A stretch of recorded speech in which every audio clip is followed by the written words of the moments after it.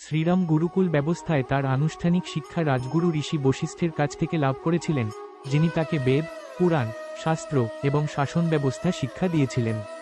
পরবর্তীতে মহর্ষি বিশ্বামিত্র তাকে এবং লক্ষণকে উন্নত ধনুর্বিদ্যা, দিব্য অস্ত্র এবং সুরক্ষা কর্তব্যে প্রশিক্ষণ দিয়েছিলেন। রঘুবংশের কুলগুরু হিসাবে বশিষ্ঠ প্রাথমিক শিক্ষা প্রদান করেছিলেন, ধার্মিকতা এবং একটি রাজ্য পরিচালনার উপর মনোযোগ কেন্দ্রীভূত করেছিলেন। তিনি রামকে বিশেষ যুদ্ধ দক্ষতার শিক্ষা দিয়েছিলেন, যার ফলে তিনি তাতক এবং সুবাহুর মতো অসুরদের পরাজিত করতে সক্ষম হয়েছিলেন। রাম বেদ, বেদঙ্গ, ধনুর্বিদ্যা, ধনুর্বেদ এবং রাষ্ট্রবিদ্যায় দক্ষতা অর্জন করেছিলেন। শক্তি এবং সহনশীলতা বৃদ্ধির জন্য তাকে বালা এবং অতিবালা এর মতো শক্তিশালী মন্ত্রগুলির গোপন রহস্য শেখানো হয়েছিল। তার শিক্ষা আশ্রমের শান্ত পরিবেশে হয়েছিল, যেখানে নম্রতা এবং শৃঙ্খলার উপর জোর দেওয়া হয়েছিল। তার শিক্ষা তাকে একজন ভারসাম্যপূর্ণ ধার্মিক নেতা, মর্যাদা পুরুষোত্তম হতে প্রস্তুত করেছিল।